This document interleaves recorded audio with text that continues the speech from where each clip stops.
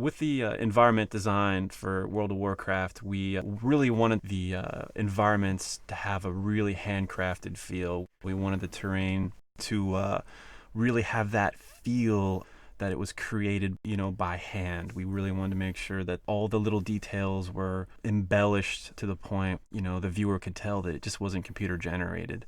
For example, like the palettes and the detail in the environment, we really wanted to make sure that the viewer got rewarded with a lot of detail and things like that.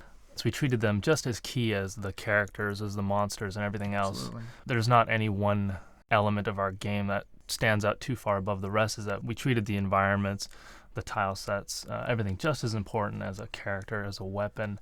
Everything received that equal amount of just real handcrafted treatment. A lot of the artists, too, actually were hiking fanatics, and we have some people that are really outdoors type artists, and they really bring that to the table. They talk about like North Carolina or Pennsylvania, and we spent a lot of time trying to figure out just visually what's the most interesting angles to approach things.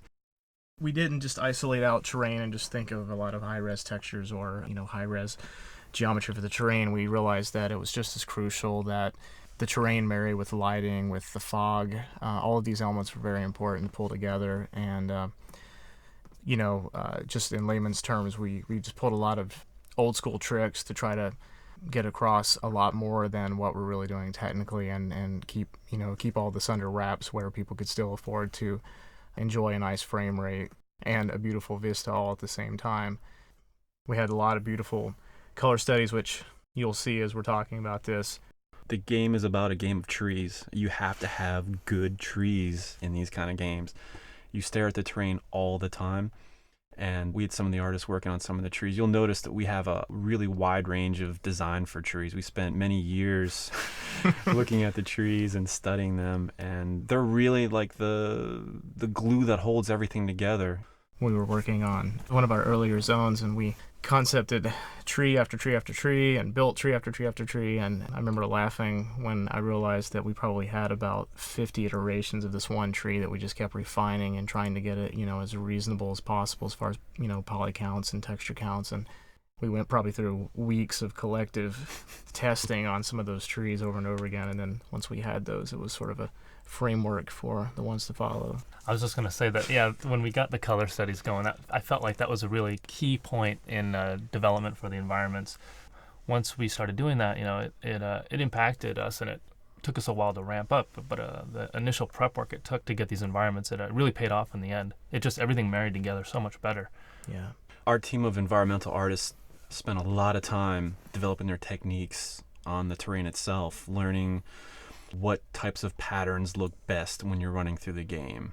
We were really particular about hills and rises and visibility. Initially, we made almost too many hills where, for gameplay reasons, it was harder to see the spawns and things like that. So in addition to just making a beautiful looking scene, we had to work closely with game design. We a lot of times had to compromise on a lot of things to make sure that gameplay was still there. We wouldn't just do one of them for a zone, we'd also do one for different times of day. So we'd have one that was drawn to illustrate what the daytime light settings would be. We would do some for the evening time settings. We found that the sunrise and sunset were some of the most fun values to work with and offered like some of the best lighting. We actually enjoyed them so much. A lot of times we would purposely kind of let the keyframing be very loose. Mornings and evenings actually bleed in very heavily to noon and to midnight, so that you got to enjoy some of that dusty sort of feel a lot more of the day, because it was just more dramatic and just pretty. Basically, really the sunset lasts for like 8 hours in our game, or something like that. Just because it looks so cool. It just runs all day. We wanted to make sure that the palettes of the zone reflected somewhat in the race, very subtly. For example, the undead area of Tirisfal Glades, we wanted to kind of keep it cool colors, muted. Yeah. For the night elf areas in Teldrassil, we wanted to infuse some of that color back in there, and we were careful to keep the palette, maybe 2 colors, trying to keep it simple as possible. If you run around like sort of in the undead starting area, you can kind of check out the little vegetation growing on the ground, and even those themes of the undead are there just in the vegetation, just for fun little flavor. Vines crawling up and choking out these purple flowers and things. So even down to that degree the art team kind of paid Yeah. attention to the details. They definitely and- took advantage of every little area. I think some of the grasses have cobwebs, infused in it a little bit, and Yeah.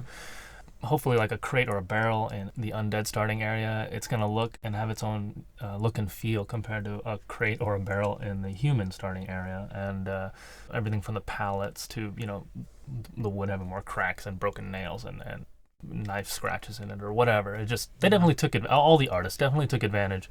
If they got to paint a texture for it, they definitely used every pixel to represent the environment that this prop was going to be set into. So, I mean... I know, I totally agree. And I think one of the things that we strive for too is just the uniqueness of what we want to do. We want to make sure that the zones look as good as possible, as far as like if you were to take a screenshot of our game and you see it in a magazine, it looks different. It has a certain look to it that you're not going to find easily. Working on a game of this scope and detail really pushed the art staff to really just think about what actually we're doing. I mean, it's so much different than the usual type of games we're used to making, that you're creating an entire world. You're creating the atmosphere and lighting and terrain and the look and feel. And sometimes it's really interesting. You'll be working on a piece of environment and you'll get stuck, and then you'll drive home and see the sunset or see some kind of imagery that inspires you. So, and then you go back to work the next day and you're like, oh, I saw this, the sunset yesterday, and it totally changed what we should do.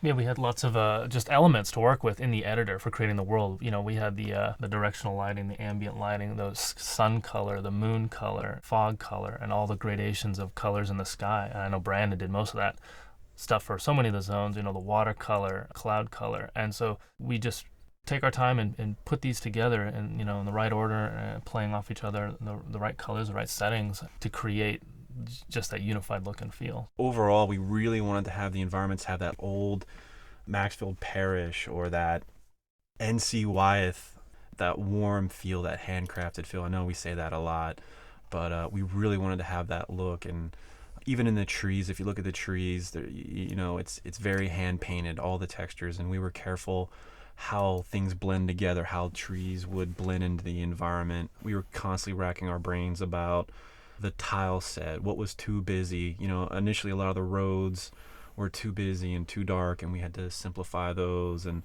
it was definitely a learning process, for everyone. But kudos to the team, though.